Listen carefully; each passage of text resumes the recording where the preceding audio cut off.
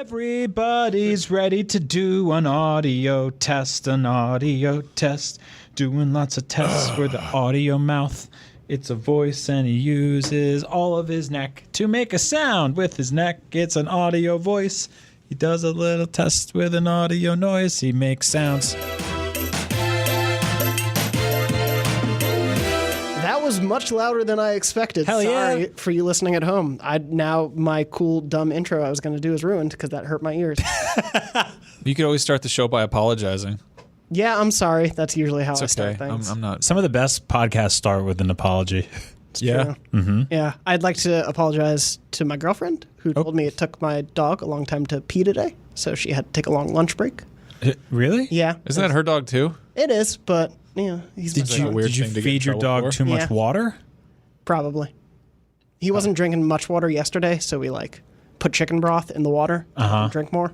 I just realized I said too much water on an IGN show, and that summons demons. Anyway, we'll move on from that. Welcome to Beyond, episode 583. My name is Jonathon Dornbush. I am your host. I am joined by Max Scoville Howdy. and Brian Altano. Beyond. I had a weird dream about you, Jonathan. What? I'm not even kidding. This was a weird dream. I'm not even going to try to pretend this isn't incredibly strange. Okay. You, in order to sort of ring in this new era of Beyond, showed up to record in a really horrible Crash Bandicoot costume. And it was really awful because it was like one of those, those the mascot type, Shitty Ruby's costumes where they have big fake foam pants or whatever. Yeah. It was like that for the jorts and the torso, but his head was just like a small pullover mask. So it just looked awful. It was nightmarish. I wouldn't put it past me to do that. So. I mean, yeah, we made you wear a Spyro muscle tee one time. Yeah, that's true. I still own it. So thanks for not wearing a Crash Bandicoot costume. Anytime. But I am dreaming about making the show, so I guess we're having fun doing it. I guess it's going well then. Yeah, this week we're going to talk quite a bit about news. We also have an interview coming up later in the show with Eka from Outerloop Games to talk about Falcon Age. That game looks awesome. Coming to PSVR, right? PSVR, and you can play it just on a PS4 if you don't own VR, so it's fully playable in either way. Oh, I did not know Yes, that. That's yeah. awesome. Yeah. We just interviewed him about But we didn't talk about that, Yes, Max. we did. He said no, that. Yes, we he didn't. did. No, he corrected me. I was coming exclusively to PlayStation VR, and you were zoning out and staring at the wall or something. It's a great wall. It's a good one. It's a pretty solid wall. We're going to be talking about a lot more, but first let's get into this week's News Crunch. Crunch. Is it growing on you guys? What's up with that sexy The guitar, horn? the Is that twang. What is that The- instrument, first of all? Which part of that? Oh, that part at the beginning? Crunch. Why is the News Crunch so horny? It's have sort to of ask Ronnie it's about like a that. Jimi Hendrix guitar. It's a weird mix of things. It's me making an apple crunching noise and then that 1920s sort of stoop orphan yelling. Stoop. Or Stoop orphan? Yeah, like a kid that lives on the steps. Hey Arnold Stoop Kid, but he's from the 1920s. Wow. So in this week's News Crunch, first thing I want to talk about is the fact that we are currently in a lawsuit with Sean Murray for taking our name for the next expansion of No Man's Sky. Yes. Yeah, we have our lawyers pursuing him right now because they announced No Man's Sky Beyond. So basically going forward, as they have for the last year or so, No Man's Sky now gets big new updates rather than incremental little things. Yeah, and they are hearing from our lawyers. And they will let's see very how soon. that goes after the non-success of Star Trek Beyond and Yep. Beyond Two Souls and We've really sunk everything else that wasn't named Beyond. the Beyond. Think about it. There's a surprising amount of video games, PlayStation games specifically, that have the word Beyond in the title. I think there's actually been one per generation, which is really odd. So technically it predates this show, but I shouldn't say that in court. I like that every episode of the show on YouTube has in the bottom a link to go buy Beyond Two Souls. It's we're always the sponsored by them every week, and it's oops. And they're currently available on PS4. That's right. Anyway, moving on, No Man's Sky Beyond will have essentially three really big components to it. The only one we know about so far is No Man's Sky Online, which includes a, quote, radical new social and multiplayer experience which empowers players everywhere in the universe to meet and play together. But they aren't calling that a traditional MMO in any way. Right. So it'll have a lot of recognizable online elements. There will be no subscription price for it. And it won't feature any microtransactions and will simply be a free update to all No Man's Sky players. So that's the first aspect of Beyond that we know about. There are going to be two more going forward. I know we've talked about No Man's Sky here and there on the show before. Mm-hmm. Does the initiative from last year with No Man's Sky Next and now No Man's Sky Beyond of really like emphasizing this multiplayer aspect, which I think a lot of people wanted more from the start and took them forever to get to, does that incentivize you guys to ever return to the game? Have you returned to it with Next? Or I did return last time with Next, and I dug it. I played it for a little while, and I'm totally into. I think that like while the game's not really for me anymore, I'm really excited that this exists as a sort of a redemption story for the studio. I think that they'll never, ever, ever truly escape, and I mean ever, they'll never be able to make a game again without being able to truly escape like this sort of the big charade around the initial release of No Man's Sky to begin with, because people had expectations, and those expectations were based on promises that frankly, didn't really come into play, but they didn't give up. Sean Murray went radio silent for like a year or so. Like he didn't talk to anybody, and people got refunds. People were, incredibly angry, and justifiably so in some ways. But ultimately, that is a game that just kept growing and kept proving itself. And the fact that it, like when the name pops up now, I was looking at the response on Twitter just to see like what's the thermometer on this right now, and most people were like, "This is awesome."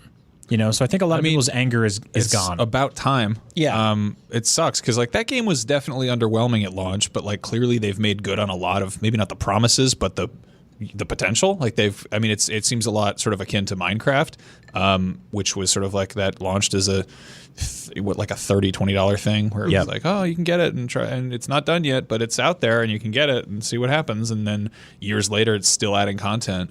The difference is that wasn't announced on some massive first party stage, basically. Yeah. And I mean, with No Man's Sky also, like, I think that if you're really close to this, gaming culture and everything, and you are, following the news and all like the hot releases and everything, then obviously there's this sort of association of what that was like at launch. But I think if you're somebody who's just sort of, is more loosely aware of games, like maybe not even a casual player, but somebody who picks up one game and kind of, finds what they're into. I know a bunch of people who are like weird sort of almost like former gamers who like don't have a ton of time for stuff, but for whatever reason, a handful of them really latched onto No Man's Sky. Yeah. I think a lot of people who work in scientific fields really like it. Yeah.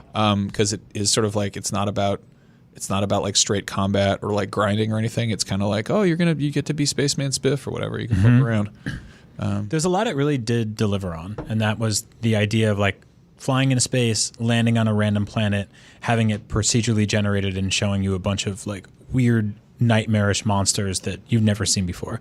And those got memed, like people latched onto a lot of parts of that where there were like the promise of that game was that you would fight dinosaurs and stuff, but then some levels just had like, weird tall tree chickens and they look stupid, but that's the roll of the dice that was playing that game. A lot of the sort of, universe connectivity stuff and like finding other players and stuff, they didn't deliver on that. And it's cool that they're slowly getting to where they need to be with all that. But I don't blame people who bailed on it. I'm also really happy that the studio didn't just stay hiding under a blanket for 3 years and they just keep improving it. Yeah, I think it sucks that this, because of sort of the size of the controversy around it, gets sort of treated like one of those Kickstarters that doesn't live up to its promises. Yeah. But no, like they're still updating it. They're still pushing free updates. And it's sort of, I don't know, it's just sort of frustrating. And yeah, I mean, I feel like if I wasn't more rooted to like current games, this might be the kind of thing I'd screw around in. Yeah, I had like an 8-year-old kid, I'd 100% be like, all right, go to space. Yeah, this absolutely feels like a thing where like if we were not needing to keep up with every new game for our jobs, I would totally like jump in and just fly around for, an hour or two. Yeah, build a fort. Yeah, exactly. There's a lot of potential, and like you guys were saying, I'm really happy to see that they didn't just let it die off, that they really did stick to it and show the promise that this game could fulfill. And obviously the audience is there for it.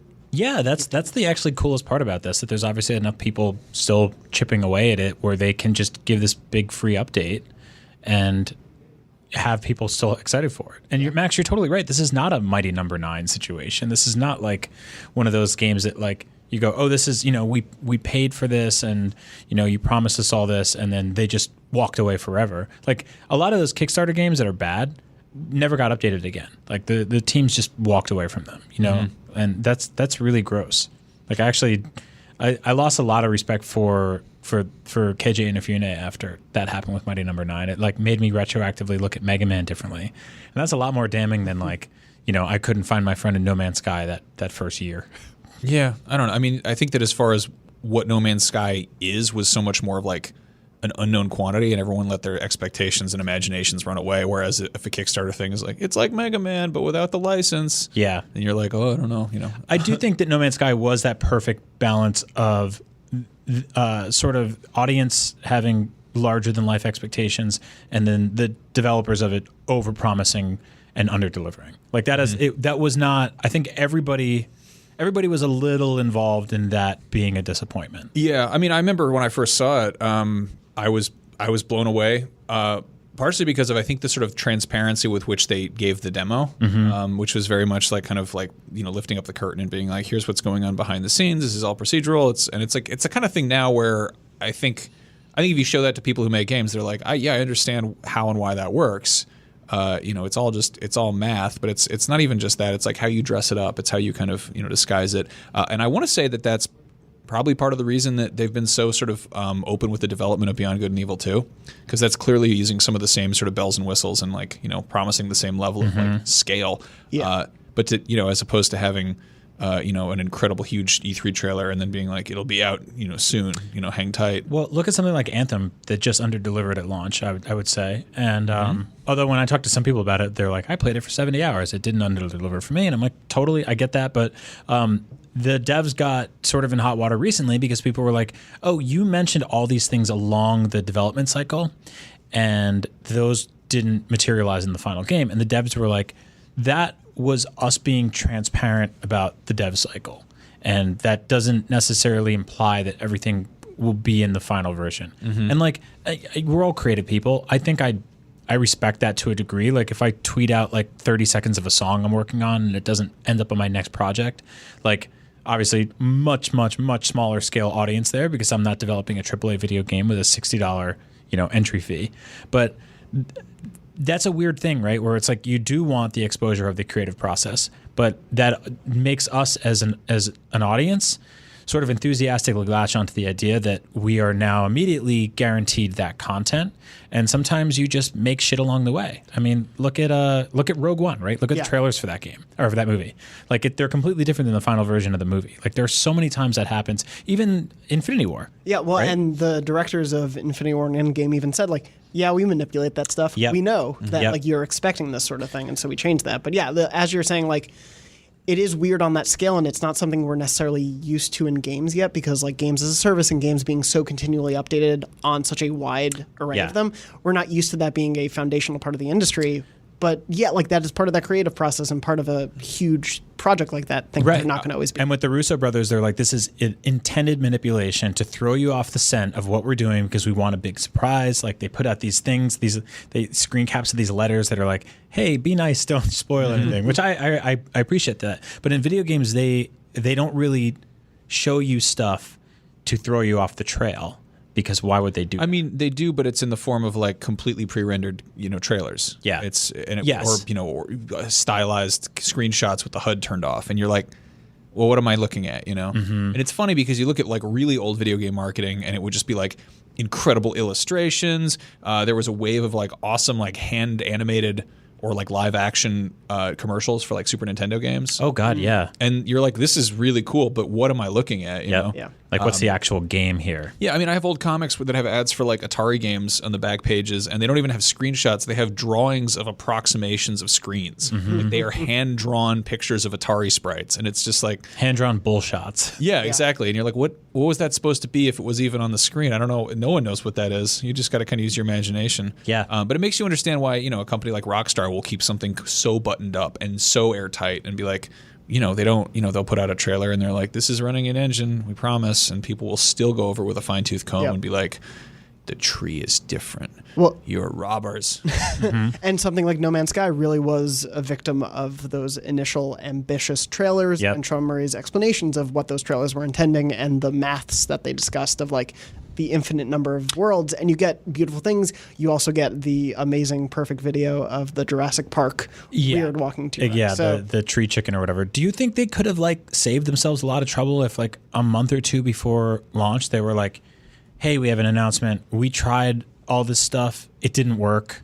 So it won't be there at launch. If you want to go back to GameStop and get your $5 back, feel free to. But we're confident that the game we're delivering at launch is like very good, and it's going to keep growing. It's the from first there. step. I think that so much of the hype sort of surrounding that we're guilty of sort of like of perpetuating was because we saw like a behind closed doors demo, and it was wonderfully intimate and wonderfully like, here's what we're looking at, here's what, it wasn't like buddy with Sean Murray, but it was like kind of this feeling of being like, oh, I understand what you're trying to achieve, what you're trying to make. And I think if they'd taken that approach with their audience, with people who are actually a part of it, and were like more transparent about the development, it could have kind of sidestepped some of that expectation versus reality. But at the same time, there's also we haven't figured out a right way to launch a massive online game like this, and we're seeing this.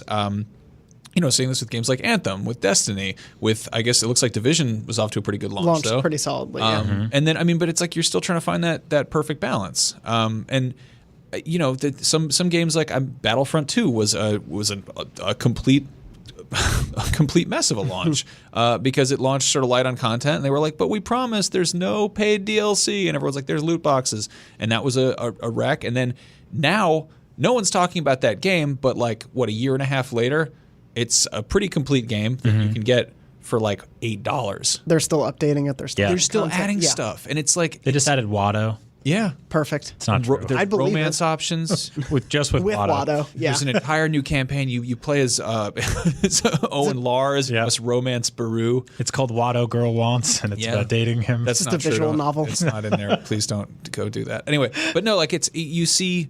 I don't know. Again, it's sort of. It's controlling the message, and it's keeping people's expectations at a reasonable level, and it's really cool to see No Man's Sky like continue to update and like make good on this promise. Yeah. Yes. Game. Yeah. It's heartwarming to see, and to see a game come back from what felt like failure. Mm-hmm. Yeah. But I mean, that's the weird question though. How are they? There are no microtransactions. No. Is there paid DLC or no? As far as I know, no. I mean, there may be some embedded in the game already, or like some possible cosmetic thing. Man, are they just doing this out of guilt? Like, are they? I mean, they promised pretty much like, hey, if you've been playing No Man's Sky, you will get these games as updates. My guess is like, when they put in those new updates, maybe the game goes back to like a slightly fuller price, or like they won't put it on sale for a little while, whereas like 8 months in, it'll go on sale, one of those things. Yeah, it's actually like, it's sort of a technique that developers use to get a game that they still have sort of a sales boost, because it's, for a lot of people, will be their first time getting eyes on that game. And imagine coming into that game for the first time in 2019 with none of the baggage associated with the launch, and none of that weird silent year where they weren't giving interviews or talking, which, by the way, I think like made the situation worse, obviously. Like, I mean, on the flip side, you have some devs who are like, they come out swinging a week after their game disappoints, and they say too much, and people are like, you made it worse. And I think radio silence is the worst way to go. So I think you have to find a good balance in the middle there. But yeah, this will get attention on their game for the first time for a lot of people, and maybe get a bunch of people to check it again. You know? And I'm excited to see what the rest of the update is. Obviously, we'll let you know what those things are once we find out, and if we win the lawsuit. Moving Watto's on. in it. What, in the lawsuit? No, he's in No Man's Sky. Watto's honestly, he's our lawyer. If you have found Watto in No Man's Sky, procedurally generated, that would send be us a impressive. picture. Yeah, God, I would love that. Moving on to another item, just wanted to mention, because I always love them, especially in Sony first-party games, Days Gone photo mode has been detailed and / confirmed. And it's, got the pretty standard fare of different filters and different adjustments you can make and everything. But in the official Sony blog post for the photo mode, they specifically said they have an advanced mode as part of it where you can fine-tune up to 55 different settings, including bloom, color grading, color depth grading panels across all those sorts of fields. They basically worked with the art teams on the game to be like, hey, what do you use and like what do you edit in your photos and your art and all of that? Okay, let's try to figure out how to put that stuff in the game. Cool. That is so cool. And I love, like, one of my favorite evolutions of photo modes has been the in Spider-Man with the comic book panels and the covers that you can create your own comic book, basically, if you want, via that game. And I love, this is a different, like, more technical evolution, but I love that they are making these advancements and not just keeping photo mode the same and letting people who really have an eye for this sort of stuff dig into it. Yep. How do you guys feel about, like, do you guys use photo mode much? Will you, like, dig into settings that are that complex? Does that like push you away from it? Definitely, yeah. I'll definitely mess with it. I love photo mode. I'll totally screw with it like once or twice. I keep being like, I'm gonna wait until there's a game that I like really love and do photo mode stuff, and then inevitably, like the games that I really love are the ones that have totally rudimentary ones. Like in Yakuza, you have a phone that you can pull out and you can like awkwardly. It's like I'm bad at taking selfies in real life. I'm actually worse in the game, and it's this weird thing where you have to like position. If you're trying to take a picture of something behind yourself, like you can't move while you're in the photo mode. But if that had like a full-blown, robust, like Weird. pause the game anytime, move the camera around in the world, I would love that. Yeah. I was sort of bummed that Red Dead didn't have a more, a more robust photo mode. Yeah, that seems like a given for that kind of game. Well, it wasn't. They didn't really have very robust cameras Photos? back then. Yeah. So yeah, It's fair. I remember taking some photos in Horizon's photo mode that were just like, that's such a ridiculously good looking game. Yeah. Just like to the point where you could like drop the camera down in like in some weeds, like facing up at the sky, and I'm like, this is the most beautiful photo I've ever taken. Yeah. But I mostly screw around in photo mode. Like I remember when the recent Tomb Raider game came out, I was like, I went into that, Lara goes into that village with all those dudes, yeah. and they just have like basically no clothes on, and I put the camera like right up this dude's ass and was sending pictures to Max. yeah, that's I'm like, true. You were Fun. and there was like that llama in there where I made it look like they the were llama, kissing. Yeah. Yep. No, that's my favorite thing is just to do really goofy stuff. And Yep. it's funny because it always pops up in really serious games. Yeah. Like I'm trying to think of any goofball game. I guess Spider-Man's the closest we've gotten, but like I don't know, God of War is pretty heavy. Like are you in the middle of that like tearjerker story and suddenly you're just like, hold on, I'm doing pranks, I'm taking selfies, Yeah. this is going to be silly. And then I mean Days Gone is more of the same. I wish that there were more opportunities to do like the kind of stuff you'd see with like a level designer. Like I wish it was possible to basically, I mean, GTA has like movie maker mode, Right. Which is really cool. But something where you could effectively like create your own, I don't know, webcomics or something without just having to use what's immediately in the game in front of you. And Yeah, then that'd be like cool. save 12 different options in Yep. your PlayStation Yeah. photos and then upload to your Facebook privately and Yeah. then Yeah. deal with it there. Yeah. I'm getting like pretty excited for this game in terms of like a nice like sort of chill spring game. I hate that I'm calling it chill because it's about like thousands of monsters trying to kill you at the same time. But I don't know. I love like I'm really missing a nice big, cool, fun open world game right now. Nothing has like I played a bunch of Far Cry. I kind of burned myself out on it, and I finished the campaign.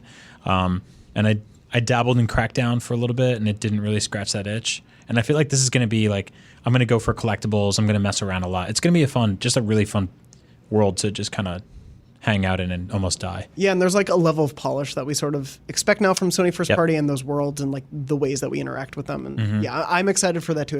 It weirdly feels like we talked a lot about it being sort of like this known quantity of what the gameplay would kind of be or like its influences and everything. But Yep. like I'm okay looking forward to a known quantity right now. If it's a Me too. well-made known quantity, I could use that right about now. Yeah. It feels like. I think the bike is going to make or break it for me. Yeah. I mean, the bike is totally. We've been seeing this cool thing with first-party games where there's almost like this defining mechanic. And I mean, I always think of the sort of the God of War axe or like the Spider-Man swinging. I'm trying to think what the. I mean, the Horizon would be sort of the dinosaurs and their weird different variations. Yeah. How you fight them. But in this one, it's like if this is this going to be, is this going to be the God of War axe or is this going to be like a Red Dead horse where I'm like, yeah, it's time to haul ass on my hog, and then I just ride into a tree and it explodes, and I'm like, time to go collect spark plugs. Yeah, I'm curious to see how that plays in and how much of an like overbearing need it is to keep track of your bike, or versus just how fun it is to ride around the terrain. Luckily, we don't have to wait that much longer for it. It comes out at the end of April. Moving on, though, for things that are related to currently happening game releases, just to mention very briefly, Lucy's not here, so she can't speak to it as much, but the Apex Legends Battle Pass is out now, and they released the first new hero for it, Octane. Obviously, we have a lot of Apex Legends coverage, video coverage, and everything on the Yeah, site. So tons. if you want to check that out, please do. Of course, you're probably just playing it yourself, beating me in that game because I'm very bad at it. And also moving on, Mortal Kombat 11 got closed beta dates. So that's going to run from Wednesday, March 27th at 8 a.m. Pacific, 11 a.m. Eastern, to Sunday, March 31st. This is in the Americas at 11:59 p.m. Pacific or 2:59 a.m. Eastern, and at various times on Monday, April 1st for the rest of the world. Hey, quick question. Yeah. Did they spell the closed and closed beta with a K? Ooh, Why didn't they call it a batality? Damn it. Man, we guys should should go run- work for Mortal Kombat. We have all sorts yeah, of run great their ideas. marketing team. No, sadly, the graphic that I'm looking at just calls it the pre-order access beta. No, there's no fun K. That's not cool at all. fatality. Yeah, Oh man, a little bit of a bummer. we gave them two great ones right there. So you guys, hey, Ed Boon. Banality. feel free to steal that if you want. But the biggest thing I wanted to move on and sort of talk about a little more at length is as we're recording the announcement earlier today, that Google has announced its gaming thing is not hardware. Yeah, we're really bearing the lead here. That's kind of a huge piece of news. We were like talking about No Man's Sky, and I'm like, oh, there's also Google, but a lot of interesting stuff to talk about there. But yeah, Google has announced Stadia, its platform for gaming, which is not a piece of hardware necessarily, right, but they are also revealing a Google-specific controller. Yep. So essentially, at some point in 2019, they've confirmed it's coming out this year. We don't know price, we don't know exact release date, we don't know launch games or anything like that. Stadia is coming out for Chrome essentially enabled devices. It seems like basically any tablets, phones, laptops, desktops, and TVs either enabled with Chromecast or you have a Chromecast hooked up to it, will be able to play Stadia. Whether or not that's a like Netflix-style subscription service where you buy in for one price and you get a bunch of games, or you buy the games individually, we don't know yet. But their whole emphasis on this platform seems to be moving toward the streaming future. Yeah. Right, which I think is a pretty huge confirmation that that's what next gen is. Yeah. I mean, we've been sort of scratching our heads being like, what are they going to do next? The third joystick or whatever? And it's like, that is the biggest bell and whistle you could have. And I think the big question right now is like, what needs to happen for that to work? And the big thing, I don't know. I went on Twitter and I was like, I'm annoyed at people who are like, nope, that's not going to work. Move on. And it's like, well, why not? And when will it work if it doesn't work right now? And the big question obviously is like, is latency, especially for games. Because I mean, having like it's funny. We were watching it streaming in the office here, and several times it hiccuped. And we're like, well, if that was a game, I'd be dead right now. Yeah, well, and it's one thing if you're playing a single-player game like they highlighted because it was in Project Stream last year through Chrome, Assassin's Creed Odyssey, and they've partnered with Ubisoft, they've partnered with id Software, Tequila Works, and they also started a first-party studio run by Jade Raymond. But yeah, there are a lot of questions about the technical aspect of it, and that's, I think, like the biggest barrier to entry to will it work. But yeah, I've seen a lot of dismissal of like, oh, it's too soon for streaming, or like they're not going to be able to make this work. And it's like, Google is Google. Like if they want this to work, they will put the money behind it to make it work. Yeah, I think that like that's what makes this whole scenario so interesting. And obviously we're talking about this on a PlayStation podcast. PlayStation is the market leader right now. They have sold more consoles than anyone else this gen. Obviously, it's a weird number because Nintendo has technically had 2 attempts. And Xbox stopped reporting their numbers years ago when they realized they were insane. Exactly. Yeah. And I think just the fact that they stopped reporting their numbers, you can say with great confidence that they're a fraction as many sold as PS4. And we saw an interesting thing this happened this gen for the first time around, where the console companies not only introduced one hardware SKU, they introduced multiple, right? There is now the Xbox One X, the Xbox One, the Xbox One X, PS4 has the PS4 and the PS4 Pro. All those things are selling very well, right? So this is technically answering a question that no one is really asking. But that said, it makes you go, yeah, maybe we are headed that way. Now we know we've got a confirmation already from Sony that their next thing is a box-shaped thing, right? We know they are going to make a console. Sean Layden has come out and said before, like, one day it might not be a console, and I don't know if I can say that without getting a bunch of people mad at me. Yeah. Because, ultimately, we think of video games as these VCR-shaped boxes we put under our TVs that we buy from stores or we buy online that we put physical media in or load up digital media on and enjoy. And we find out about these things once a year in June out of a dingy convention center in LA. And historically, this has worked. And no one has really come in and disrupted that because we didn't need them to, because we're happy, right? But we also used to ride yellow cabs everywhere and have flip phones. And 15 years ago, the idea of a company like Microsoft coming in and saying, we're going to make a console, people laughed at that. And we have seen, if you're old like me, you have seen so many rinky-dink ass video game companies come for the throne. Panasonic and Philips and all these, Ouya, all this shit. These guys come in and they're like, we're going to do it. None of them have the war chest of something like Google. And the difference is a lot of those guys were like, sort of like fledgling tech companies that had a couple of strong departments here and there who said, oh, we'll dabble in video games. Microsoft basically, I don't know if they've actually been profitable on their Xbox division yet. I don't think if they ever really need to, because they can make up for it by selling, controllers, by selling first-party games, but also by selling Internet Explorer and by selling, Microsoft devices everywhere. Like they are they are everywhere. So for them, video games is a small piece of the pie. Same thing with Google. And that's where people should be like, this isn't just the average company stepping in and going like, we want to disrupt shit. This is one of the richest companies on earth. And this is a company that can force and will this into existence and make it something that is, basically impossible to ignore. It's also, I don't know. I mean, I've seen a lot of sort of people being like, this is anti-consumer because it's, you're going to be renting a license for a game from somebody and it's always online. And I mean, I don't know. We've come a long way from games just being a thing on a cartridge you plug into a box right. that you play with wired controllers. And like, I know that people do love ownership of things, and it's sort of like, I don't know. It's the creeping normalcy of how we consume media. It shifts on you, and it's weird to be in a sort of working in a cutting edge field with like a cutting edge medium and have these sort of, I don't know, these people clinging to like former ideas of things. And I'm not trying to endorse it one way or the other, because I'm still sort of, I don't fully endorse streaming games yet. I haven't experienced them and had them work, but like there was a point in time where I was like, no way, I don't want to download a game. I want a physical game so I can go trade it in. And at the end of the day, like the only time I want that is if there's no way to return the game, like if I buy a physical game, I can be like, I hate this, I will trade it in for something else. And with the digital, you can't really do that. But if you're never really owning it to begin with, and it's all just sort of like, I don't know, if it's all like watching movies on Netflix, where you're like, I pay this flat rate and I get access to all this stuff, kind of like Microsoft Game Pass. Yep. Then there's or PlayStation Plus.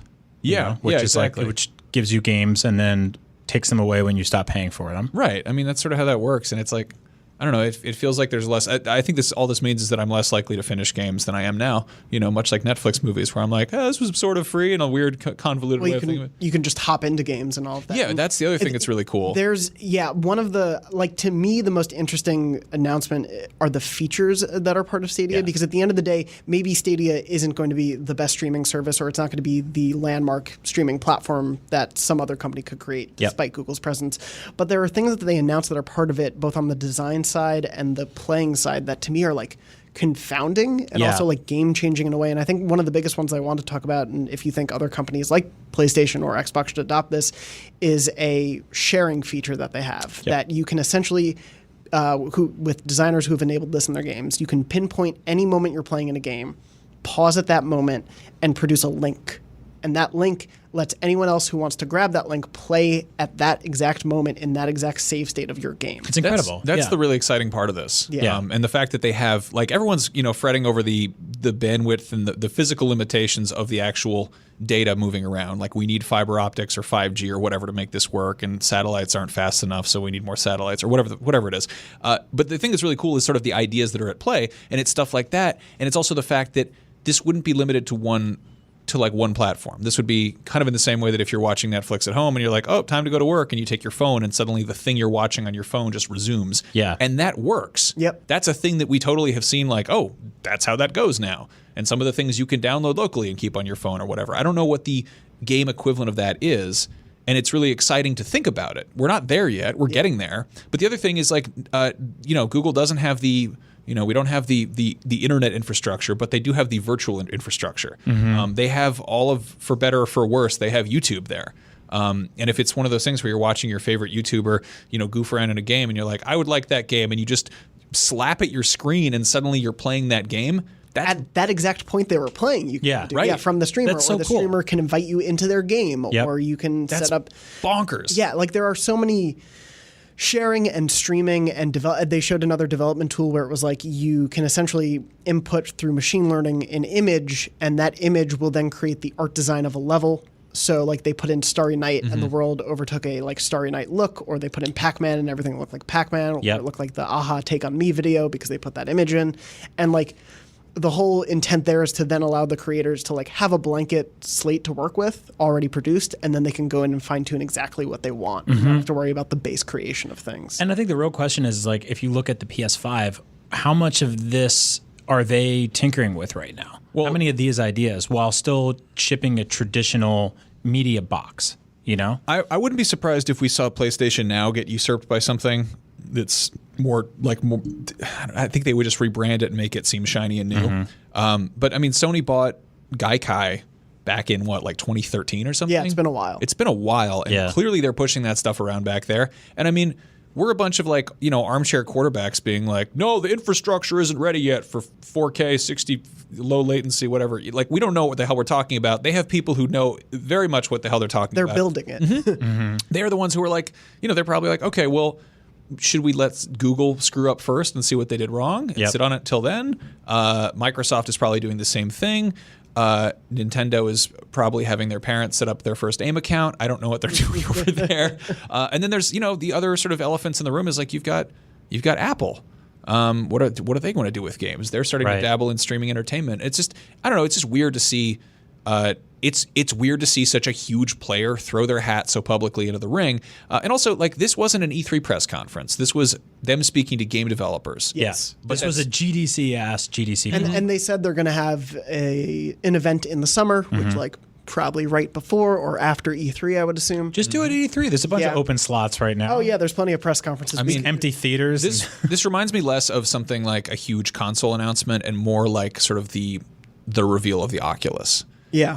Which maybe isn't. I mean, it's it's there wherever there is. I don't think it's really trying to compete with video games in a conventional sense. But they got scooped up by Facebook, and then it sort of started the ball rolling on Sony making PSVR and Microsoft doing the smart glass. Yeah. And it's like suddenly we have these things that are in motion because everyone's sort of competing with each other, and that's exciting. Mm-hmm. Yeah, I feel like it's going to cause a lot of change and maybe cause some adjustments for whatever PlayStation and Xbox we're going to do. Like, we do know that streaming is important to them. Yeah. Especially Xbox with Project xCloud, and obviously their like intent of play anywhere and all those things. Like, obviously these things matter to them, but it seemed like they were moving at a slower pace than Google wants to move. Yep. And it just takes one massive company to move things in that direction. Yeah, and we haven't directly said it, so I will state this. Yes, obviously, most of the world does not have the internet speed infrastructure to support this. Yes. Now that we've said that, the idea is that eventually they will. And that is, I would say, a sort of utopia we're heading towards, or a dystopia, depending on how you use the internet, or how much you see of it, because it's actually mostly not great. Yeah, I mean, that's another thing. It's like I see this thing where it's like, who is this for? And it's like, well, it's kind of the trickle down effect. It's for a handful of early adopters who help sort of iron out the wrinkles and check stuff out. But like, I work here. I don't have a 4K TV yet. I probably should get one, but at the same time, like, I don't know, like that's out of my budget right now, and it's like I do have VR, which is another story entirely, right? And then I mean, on the sort of internet speed level, like we live I don't know, an hour from Silicon Valley, and the internet here still sometimes sucks. Oh yeah, It's hit or miss. There's a William Gibson quote, which is the future's already here, it's just not that evenly distributed, which I think is applicable to really any kind of technology.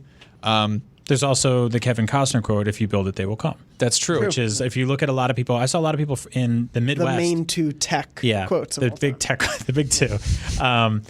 Where a lot of people in the Midwest were like, my internet is nowhere near ready for this yet. And it's like, yeah, it's not. But also, your internet provider hasn't had a fire under their ass to really get their shit to be better for you. Well, and also Google makes Google Fiber. Yeah. And they are pushing that more, and they have an incentive to want to spread that as much as possible if people then adapt. It's this weird, like, it so extends beyond like the PlayStation, Xbox, Nintendo conversation, because at the end of the day, like, we look at mega corporations like Google and Amazon and Apple and Disney on the entertainment side, like trying to shore themselves up for the long term and to be in every aspect of your life. Yeah. And that's what this feels like, is Google wants to be in another part of your life. This is a company that says, we want to make a car that can go 200 miles an hour, and we also want to make the highway. Yeah. Like, and that's where a lot of other companies sort of fall apart, because they go, we only make the highway, we only make the car.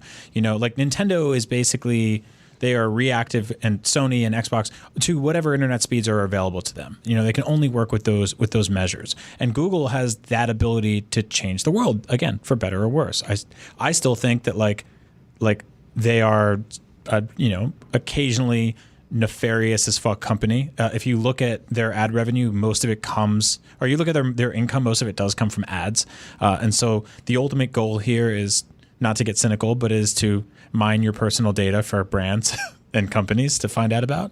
And so that's kind of gross. I do think, and I've said this on every show, and I will continue to say this, that we need to slowly, as gamers, relinquish the understanding that we have of ownership over things in the same way we did with music and TV and movies and everything. How little by little our gigantic shelves of plastic boxes has now been truncated into a few apps that mostly work really well. Netflix, before I got on a flight yesterday, I downloaded like 4 movies on bad hotel Wi-Fi. It just works. I get on my plane and I have like a movie theater. Spotify lets you do the same thing. I don't know if this will allow you to do anything like that, but I mean, being able to jump on a plane with a bunch of games downloaded on my phone, like, who knows, right? Who knows? We'll see where this goes. But either way, I think this is really awesome because it's sort of our first glimpse of where next gen could go. And I'm really interested to see what Sony does in response. And knowing that they are planning to launch in 2019. I still think PS5 and Xbox 2 are going to be in 2020. Yeah. But it'll be interesting to see how they respond to this sort of announcement. Obviously, we'll be covering so much of whatever happens with Google and the next gen for Xbox and PlayStation here. But before we talk about anything else, I'm going to throw to my interview with Eka from Outerloop Games to talk about Falcon Age. I'm joined today by Eka from Outerloop Games. How are you doing? Good. How are you doing? Great to have you here. Thank you so much for being here. You, of course, are working on Falcon Age, which is coming out soon for PS4 and PSVR. Correct. You currently don't have an exact date on that, right? No, but it'll be very soon. Awesome. Depending on when this goes. It'll be before, probably. Okay. It goes up tomorrow. Okay. So it'll be after that. Okay, good to know. So the game is coming at some point soon. Obviously, the Beyond community, there are a lot of huge PSVR fans, and this game is compatible in both PSVR and PS4. You could just play it without a headset, correct? Correct. But for those who may not know it or maybe have just seen a really adorable GIF or two on Twitter, can you give me sort of like an encapsulation of the game? Sure. Falcon Age. It's called Falcon Age. Let's start there. Essentially, you learn to become a falconer set in this desert planet, and it has a kind of a sci-fi setting.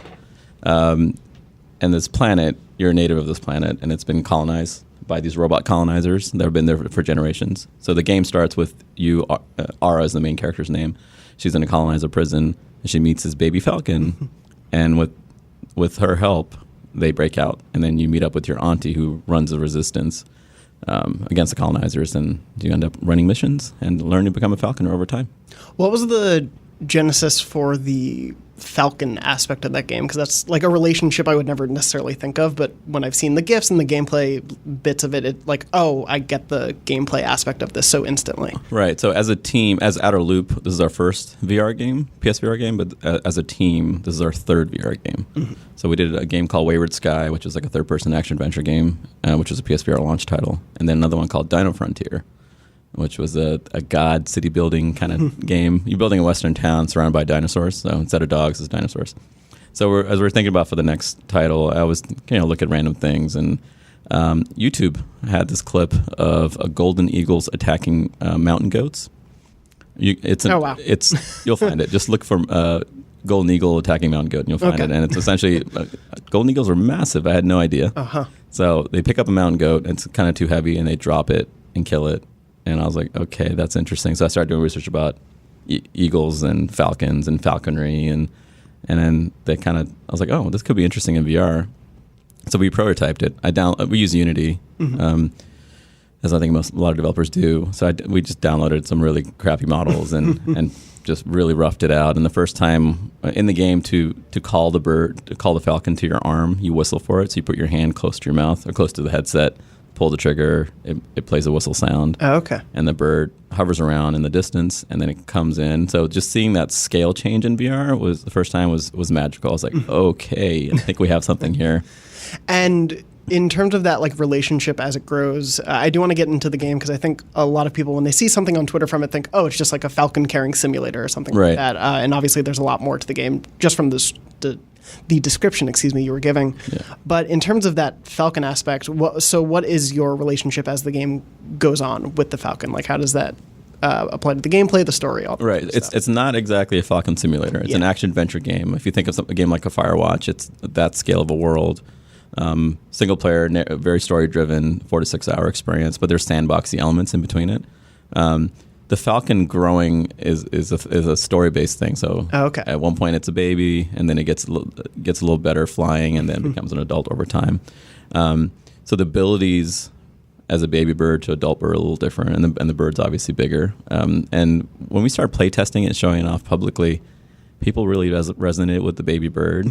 So as sort of reaction to that, we put in a hat in the game. At any point, you can turn the big bird into a small bird, or vice versa. And keep it back to the baby that everyone sort of fell in love with. Right. And that's, I think, when I play Pokemon games, I like the baby Pokemon. Oh, yeah. They're always cuter when they're not giant, massive, hulking monsters. So what is that repertoire? There are a lot of items in the game that you can interact with the bird. Are those mostly just for fun little items? Did they play into the puzzles and the missions that you're on? Right. What's so the scope of there's combat, there's hunting, there's craft. You can make Falcon snacks. There's a cooker that find different fruit and veggies and rabbit meat and things that you hunt. Oh, okay. And combine them into, and there's recipes in the game. So you won't accidentally poison the bird. Right. It has to be a valid recipe. So good. Some of the recipes and some of the food will give it health, or give it a stealth ability, or more defense and things like that. So when you're in combat situations, it's like in Zelda a little bit, where you make different food and it gives you abilities. So. Yeah. There's a lot of cosmetic items like top hats and bowler hats and things like that, and scarves. But the game, it's set up in a way where you can walk around anywhere you want. So there's certain areas that are just player paced. Oh, okay. So you can walk around, go hunt, just hang out, pet the bird. As we show in the game, people just sit around and pet the bird for 10 minutes. It's like, okay, you can do that. And there's areas that are more hostile. So there's colonizer refineries that you have to go and try to reclaim. Okay. And those are going to be more combat heavy. Okay. And then certain areas that have, like, for example, landmine field. And you can't get past it till someone in town makes a Falcon item, like a sonar backpack. And now the bird can be a mine detector. That's pretty useful. Yeah. My dog, he's still a young puppy, will just jump at anything, so probably wouldn't detect very well. Right. I'm curious then, so the setup of the game, you essentially will have this sort of like town structure that is like your home base? Right, so your auntie has a little base camp, we call it, and that's where you start, and she'll teach you how to go feed the bird first and go do a little hunting, and you come back.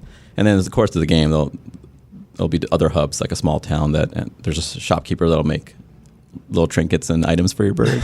But he wants something in exchange, right? Running some missions, or go fight the sandwolf, and because he wants this rare sandwolf bone, things like that. And so when you're going out on whether they be missions or maybe to hunt a specific creature or something like that, can you give people a sense of what that gameplay actually is like? Sure. So it's a first-person game. So as Aura, you have a melee weapon that you end up getting in the beginning of the game. And that melee weapon has a whip attachment, so you can use that for bonking on robots, close range, and then it's like an energy whip. It's kind of like Bulletstorm, if you remember that game. Okay. So you can use it to swing at items that are at sort of medium range distance. For anything farther away, that's where the Falcon comes in. So Falcon's your long range way to touch the world. So we have a bird pointer essentially, right? You point at a cliff vegetable that's high up, and then she'll go and fetch it. And you whistle for her back, she brings it back. Okay. And there are drones that are flying around near the combat areas that are too high for you to reach. So you send the Falcon at it, she'll knock it out of the sky. You get up to him and bonk on him with the melee weapon. So there's balance between what the bird can do and what the player can do, and we try to show that off as much as possible in the game. Okay, very cool. Is it sort of a structure where there will be multiple missions open to you at once, or is it very like go from this mission to that mission to experience this? It opens up. So it's initially it'll be like, oh, go take care of this refinery. Okay, now it opens up and go to this town, and so you can go wherever you want, as long as you have the equipment to get past that area. Oh, okay, gotcha. So a little bit Metroidvania. A little bit, almost, but it's a small game. It's not some crazy castle that we're going through. Right. I'm a little curious on the story front. So story-wise, you have the writer from 80 Days? Yeah, Meg, and then we have another writer, Kaz, who she works on Ubisoft Montreal right now. Oh, okay. Yeah. Can you tell me a little bit about the inspiration for the story itself? Because I think like a lot of people do see, like the fun bird gifs and everything, but there is, when I heard initially what the story pitch was and everything, I was like, oh wow, there's a lot more going on in here. Right. So I grew up in Sri Lanka, which was a British colony for 150 years, and it was a Dutch colony before that. And so I've always kind of wanted to explore the idea of telling a story from the colonized perspective, which we see a lot of Western games. It's from like, okay, stranger in a strange land. You come in like a Monster Hunter, for example, and it's you're essentially becoming a colonizer. So we wanted to kind of flip that around a little bit.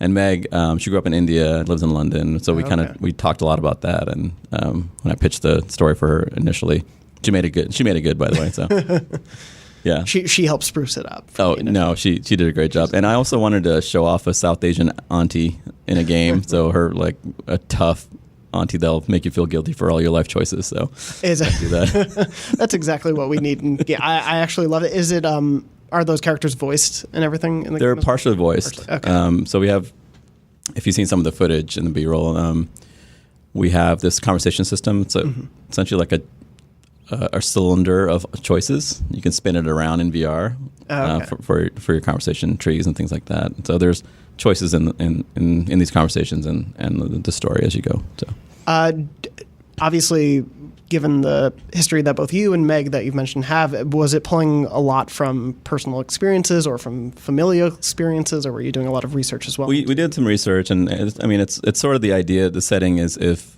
British colonization never stopped, what would it look like in an intergalactic way? Oh, okay. You know, so it's like now it's more privatized. Instead of sending people, they're sending these automated drones, and so we kind of want to explore that. And they're collecting resources to make iPhone parts, you know, or whatever that is in the equivalent in the future. In the future, yeah, on a sci-fi futuristic sci-fi desert planet. Exactly. Yeah. And I'm a little curious. Obviously, you want to strike a balance of being able to convey these really important and like very serious themes with also, you know, the fun of putting a hat on a baby bird or a big bird and making him a baby. Yeah. Were there any difficulties in finding that balance, or was it not really a worry? I mean, I think, you know, we talked a lot about that, so the tone of the game. And even in dire situations, people still have comedy and still have, you know, find a way to live through it. So, you know, we're trying to strike a balance between some serious points in the story and some more lighthearted moments too. Yeah. I mean, the base setup is this bonding situation of you bonding with this pet, but it's also like our figuring out who she is and reconnecting with her culture too, because she comes from a long line of falcon hunters, and that sort of died off, and all the falcons have died off because of the colonizers. So it's kind of reconnecting with the world and her planet, and you know, having a bird that you can pet and put hats on. So it's a good balance. I always find like the best dramatic stories always have those moments of levity. Like Breaking Bad would not be as good as it was if it didn't have those funny, weird moments as well. Right, and I think best comedies also have tragic moments too. Yes, right? Yeah, absolutely. Moving a little bit back toward the gameplay and the VR aspect of it. Obviously, you mentioned the team has worked on multiple VR titles before. Were there any particular challenges with Falcon Age in adapting it for VR, or any lessons you learned from the last few projects that helped the process of developing for Falcon Age? Right. So, I mean, it started as a VR prototype, and one thing we wanted to make sure with this game was that we offered a lot of options. I mean, PlayStation is 2 years plus old now, and we looked at a bunch of games, and I'm on PSVR Reddit a lot and looking at what the community wants, and a lot of people just want options. I still get motion sick. Okay. So our default control scheme is teleportation and blinks and things like that. One thing we're doing interesting, like for the conversation system, you can rotate your wrist like you're opening a door to make the selection choices for the conversation. When you teleport, you can hold a button down and rotate your wrist to essentially change your landing angle. Oh, interesting. Which I haven't seen in another game, but now that we played with it enough in Falcon Age, I miss it. So it's like you can essentially point somewhere in the world. It'll draw a spot where you land, and then you rotate your wrist to, as you let go of the button, the direction you face. Okay. Which is, definitely helpful. No, absolutely. Okay, so, if you're looking west and you still point, but you can make it look east or north or something like that. And as soon as you teleport, now you're facing the other way. So that we found that was useful when you get into combat situations or someone behind you. Yeah. Yeah. You can also point the move controller over your shoulder and point, and it'll do a 180 real quick. Oh, that's really cool. So we have the teleportation and blinks, and then you can turn that off, and it'll behave like FPS controls. Okay. So you can smooth move, smooth rotate. You can do snap rotations. There's runs. We have all sorts of options. Yeah. But comfort options were a very big deal for the team, assuming. Yeah. We a few people from the Beyond Facebook group had asked, like, are there comfort settings? Because I still get motion sick on things. And no, I've been making VR games for 3 years, and I don't force myself to not get sick. I feel like it's important that one of us on the team still sensitive to it. Yeah. So as we're designing for comfort for a lot of people that still get motion sickness, you can still test against that and everything. Yeah. And the game though will also be fully functional outside of VR, and so someone who just has a PS4 can play. And I assume that's just more the standard FPS controls. Right. Yeah. I mean, so we have I think 3 or 4 different character. I'm gonna do air quotes here. Character setups where in VR you have your 2 hands, you have you have a pouch, your inventory on your right hip, and then you have your baton on your left hip, so you can look down and put stuff in your pouch or pick up your baton. In non-VR, we have a fully drawn character model. So you have your arms, your legs, and you run around. You can see the character's arms and legs, and then all the Falcon interactions are animated instead of motion controlled. So we do whole different control schemes. Okay. Was it obviously you were saying it started out as a VR prototype? But has that been a hard transition to also make it fully playable in just non-VR mode? No, not really, because the non-VR we did pretty early on, because as we're laying out levels, it was faster doing non-VR. And I was like, well, we should just try this as an actual game mode, give it to the to players, and we did it early.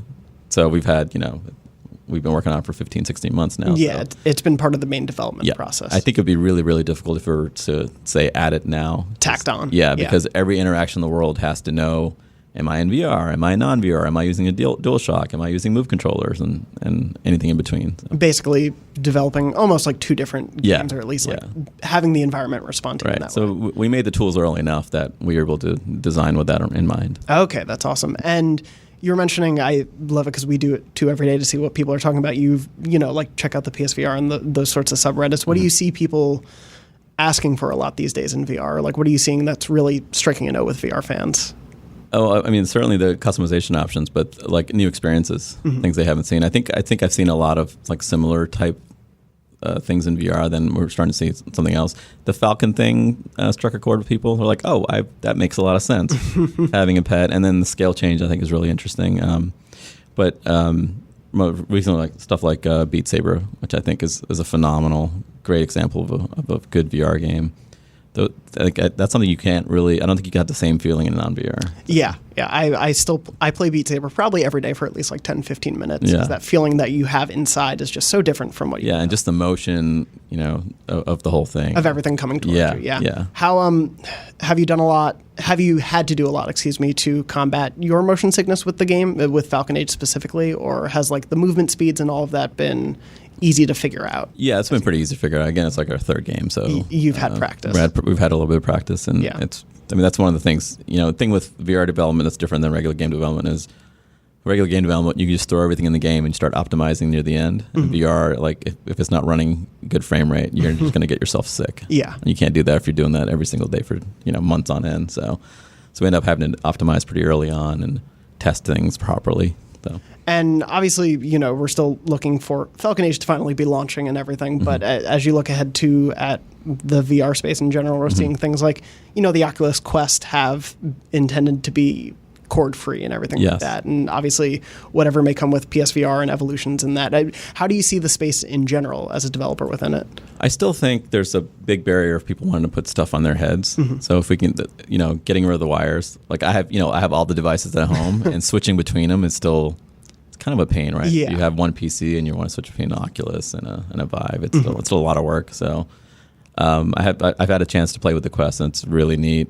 Just like the Gear VR, where you can share it. It's a shareable experience. Yes. Or you can just take the headset off and get to somebody without too much effort. So I'm really excited for something like Quest and see what else, going wireless is awesome. Yeah. Hopefully we can see that continuing forward. I was not really a VR believer 6 months ago. I wasn't really playing. I didn't do anything. And then I played 3 or 4 experiences in PSVR and was like, oh, I need to do this all the time. And Falcon Age has definitely been one of the experiences I've most been looking forward to. So. What were the other ones that you played? I played Astrobot. Yes. I played Astrobot, Beat Saber, and something else within like a week's span. I played Firewall as well, which works super well. All 3 of those that came out, for PSVR recently, and they were great experiences. Yeah, it really showed me the potential of the unique kind of experiences you can have in VR and that personal connection that you can have with the world. You just don't always get when you're looking at a screen. Astrobot's really interesting because unless you played it, it's hard to describe why it's interesting. But when you jump in a platformer in VR, it's like you can see how accurate things are, and you can gauge depth. Yes, yeah. Much better. It's so fascinating to be able to judge the distance of things, to have that world unfurl around you, and needing to navigate, my face is the camera, so if the little Astrobot needs to go around me, I have to physically move around and make sure he's not falling off the side of a thing. Right, and then looking around the encouragement to look around and explore the environment. They're so smart about hiding little things on the side, so if you peek around, you can actually find something. Yeah. I love that use of space, and obviously having to program for both PSVR and non-PSVR, I assume, did you try to integrate that sort of thing into Falcon Age as well? Right. So, so in the game, the bird is hovering around you, so you can walk around, and she'll essentially stay in an invisible leash around you. Okay. Did you ever play Journey? Yes. Yeah. Do you remember there's like a glowing effect when you had somebody else that was near you? Yes. So we kind of did the same thing. We call it the bird minder. Okay. So in VR and not, before we added that, it was really hard to figure out, where's the bird? Is she okay? Is she getting hurt? Is she stuck somewhere? So we added that, and that works. So in the VR version, we had to actually have a depth, so it's not like stuck to your face or something. Of course, yeah. And actually, every UI element we add, it's like, there's a version that's flat. There's a version that's offset in VR for comfort. So it's not like, if things are too close, like a HUD, if it's too close to your face for too long, and you're trying to look at something close versus something in the distance, it's an eye strain. Yeah. So we're trying to offset those. Those are a lot of the sort of the UI UX concerns were a lot of the work for doing the VR non-VR. Oh, okay. And then also height distances. Are you standing when you're talking to this character? It's sitting. Where's the camera? What's the expectation? What's the reach distance and things like that? So.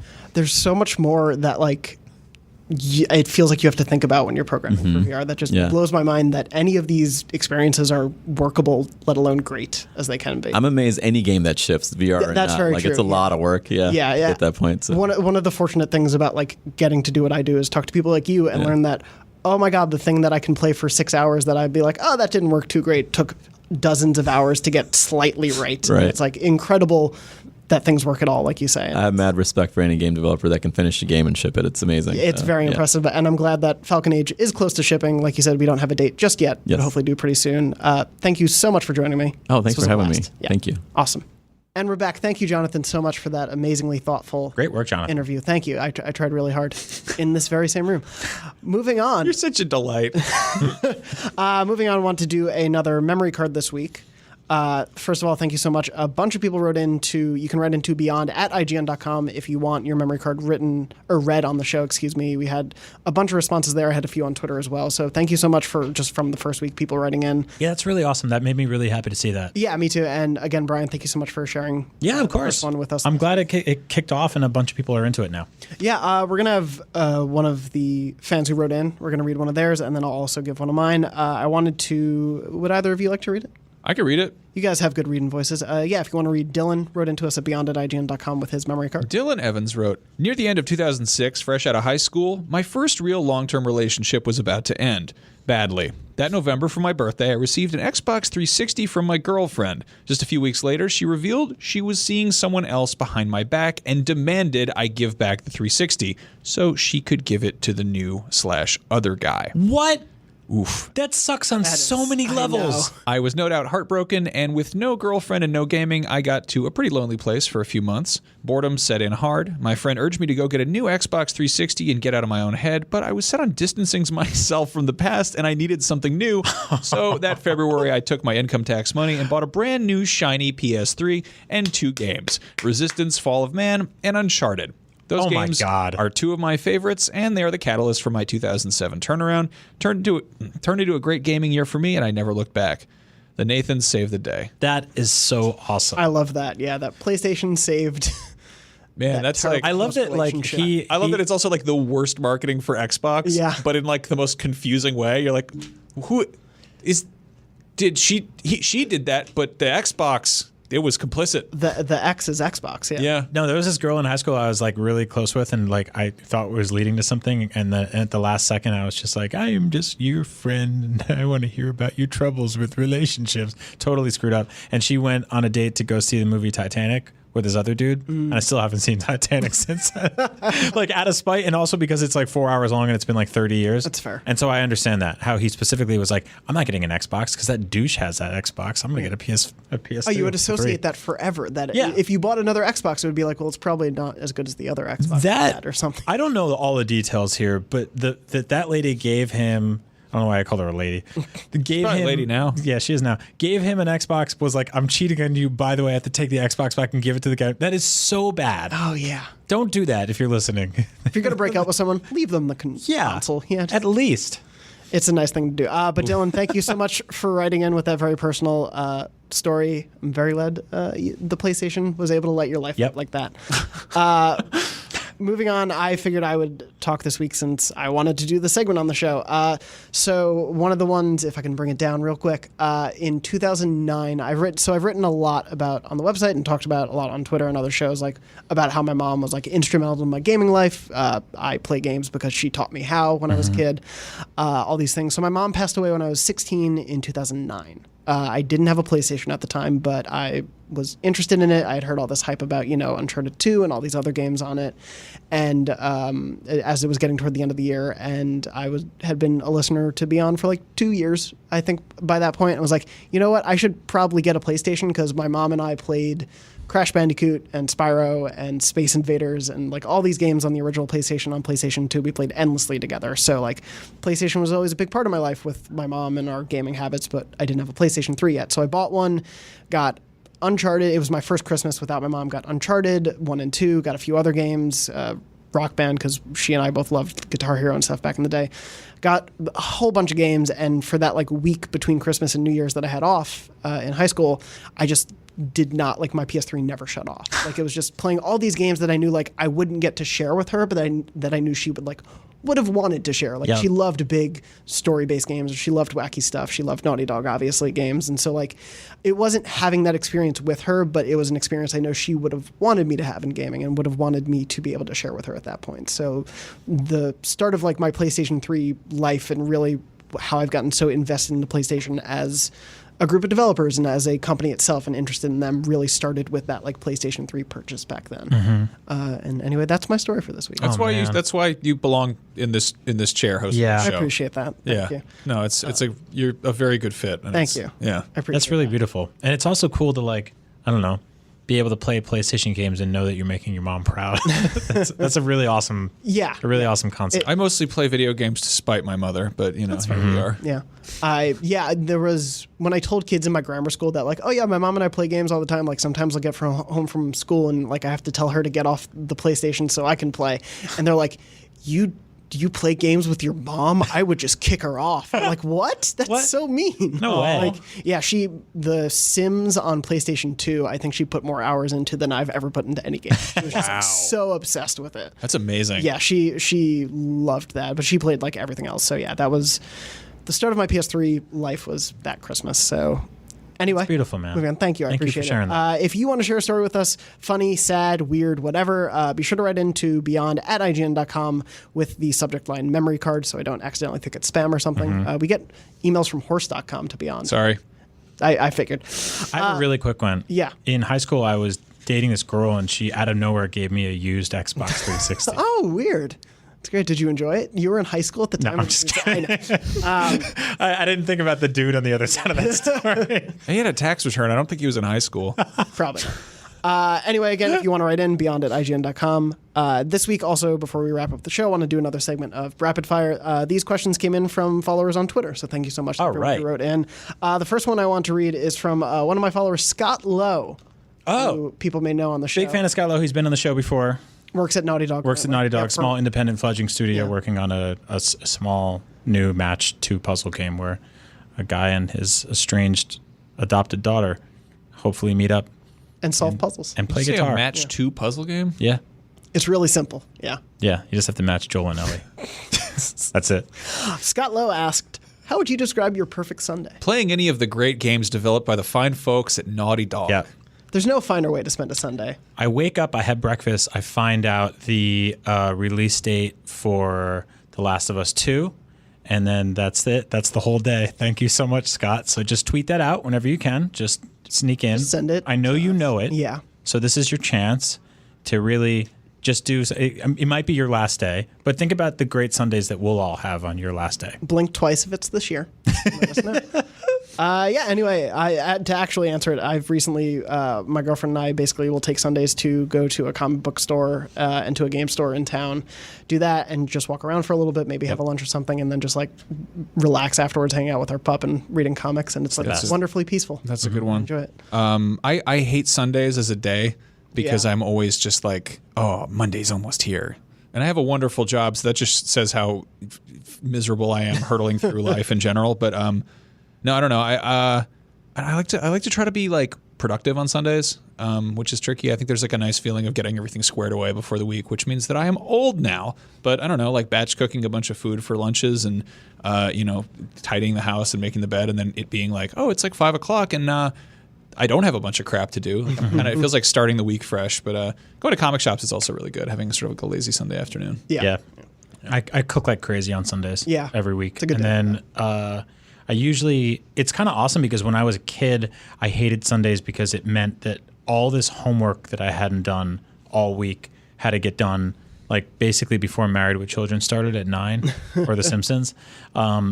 And now I don't have homework anymore. Like sometimes I'll do some research on what my week's going to look like on Monday, but Mondays are like weirdly slow at IGN. Yeah, which I think makes them worse. It does make them worse because then Tuesdays are insane. Yeah. Tuesdays are always nuts around here. No, working at IGN is basically like it's like sleeping and then immediately running into a marathon.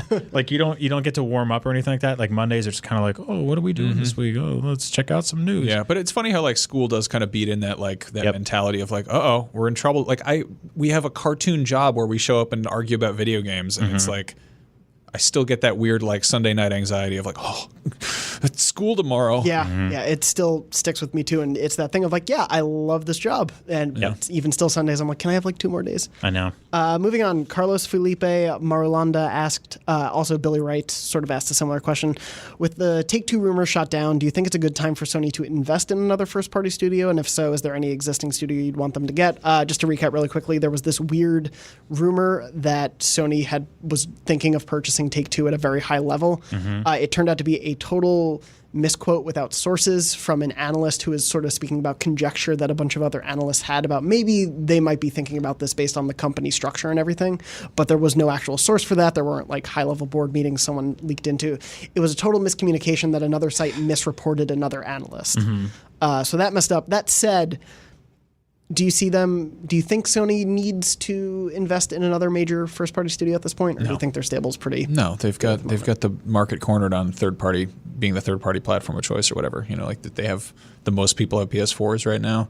They've got a solid lineup of first-party stuff going on. It just doesn't seem to make any sense. You know, I would love to see them buy a smaller studio to kind of churn out more like sort of Edith Finch style games, you know? Like I think the thing is though, is like there's this expectation with them now to do all these gigantic AAA games.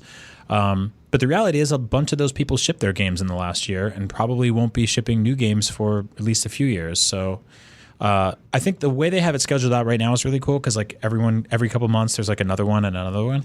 But I have a feeling it's going to get pretty quiet after Days Gone for a little while. That's really cool, though. I'm so excited to see what comes next, you know, because it's going to be, you know, something's going to come out swinging. And I mean, even right now, there's Days Gone, Ghost of Tsushima, Death Stranding, and Last of Us Part 2, and those are like the big ones. And then whatever, and then it's just big question marks, which is always the most fun. Is whatever Guerrilla's doing, whatever Insomniac's doing. I mean, Sony Santa Monica, presumably God of War 2 at some point. But who knows what San Diego could be working on after MLB The Show? Yeah, who knows?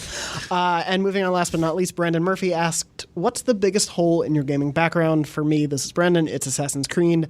I own them all, but have played only a few hours total. For me, the one that immediately comes to mind is just Blizzard as an entity. Yeah. I have never spent any significant time with the Blizzard game. I appreciate the lore and world building of Overwatch or something like that, but I just have never invested in any of their games, or they've never really spoken to me. Does your girlfriend play video games? Yes, yeah. You guys should play Diablo. Okay. Yeah, Diablo, like the most recent ones on PS4 and Switch and stuff like that, fantastic co-op games. There's lore there if you want to dig around and look for it, but they're mostly just like really fun couch co-op games. Cool. Super fun.